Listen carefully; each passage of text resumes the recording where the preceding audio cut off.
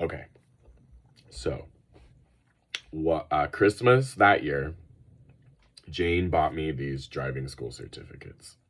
And I just remember her saying before Christmas that she like remembered the perfect Christmas present for me. She had thought of the perfect Christmas present for me. And then when she gave me, she literally, it was the perfect Christmas present for me. So, thank you, Jane, wherever you are. So I remember my first appointment. The guy comes and picks me up in his car.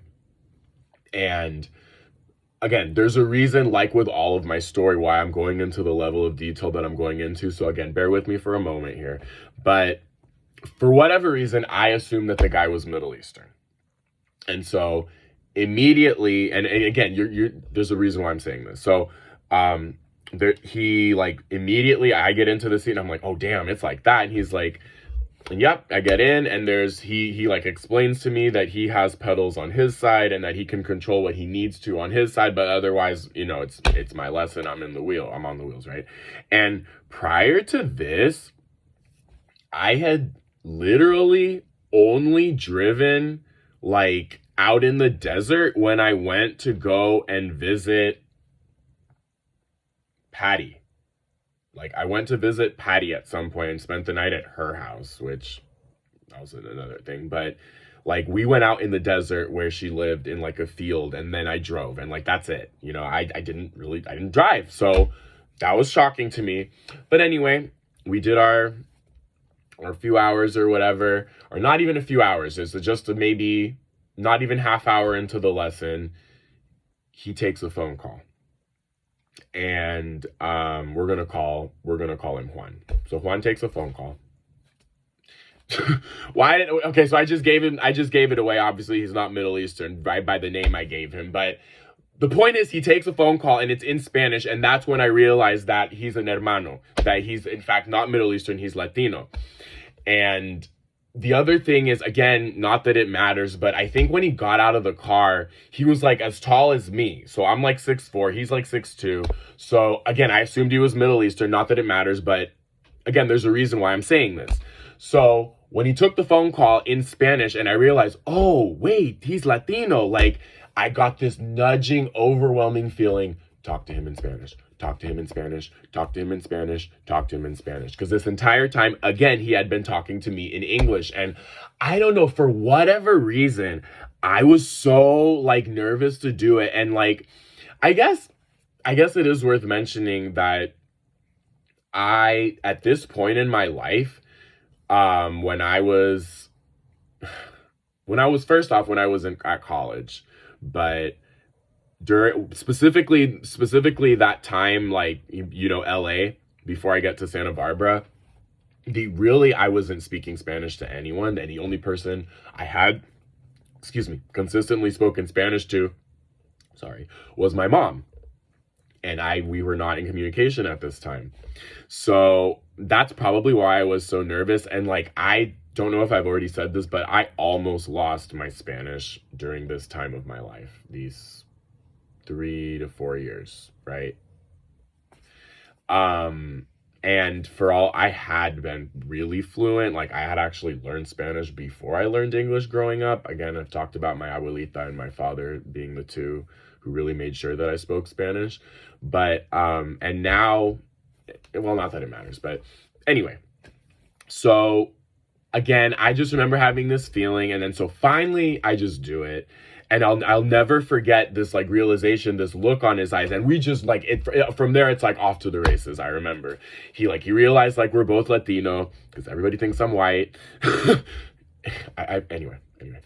So I bring that up to say that made things like a lot easier, that put things like on a whole other level with us. And like, he definitely felt that he could trust me from there. And again, there's a reason why I say this, because, and again, pseudonyms, like, you'd never find out who this person is, but I'll remember like our second or third lesson, he shows up and he tells me something about how like the company like kind of screwed him over and they did XYZ, and he like, was kind of venting. And I didn't think it was chill the way that the company treated him. And like, I have, again, always been a small business owner. So I guess I was taking his side because it was more like a bigger corporate and he kind of had to act like his own small business, independent contractor. Anyway, there's a reason I'm giving you all this information, like I keep saying. But the day comes. So I kind of understand him on another level, and I felt like he was more willing to open up to me because so that nudging feeling that you can almost say was like my spirit guides or whatever, that my gut to talk to him in Spanish, like it paid multitudes, and I'm just barely getting to it. So we get to the first time, and I schedule my appointment literally in Santa Monica because that's the DMV near me, right? He had mentioned, actually, I think we should do it here, but I was like, no, I was like, let's do it here.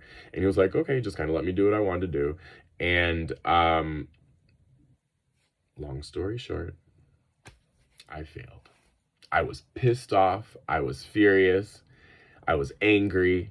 I won't even go into all the stupid details because I actually think that like there's a good reason that I should have failed. But anyway, the girl after me did it in Boyle Heights, like Juan suggested, and she passed. So anyway, I think it's something like you got to wait 2 weeks or a month or something before you can take it again. But bottom line is I got another lesson with Juan, and I paid him directly in cash, and he gave me an extra hour. I remember he picked me up before the lesson. I took his advice this time, rescheduled it in Boyle Heights, but I'll never forget, not only did I learn how to drive down Sunset Boulevard, which if you know Los Angeles, and if you don't, go look it up, learn how to drive on Sunset Boulevard, okay?